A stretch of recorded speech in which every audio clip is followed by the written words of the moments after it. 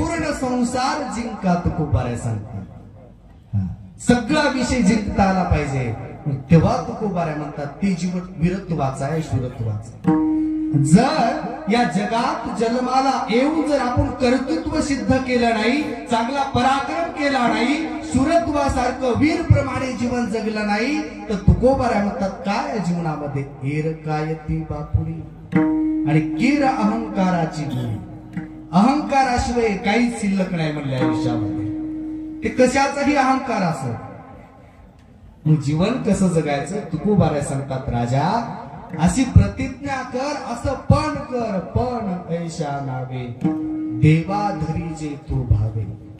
हेर गायती बापुरी कीर अहंकाराची गोडी.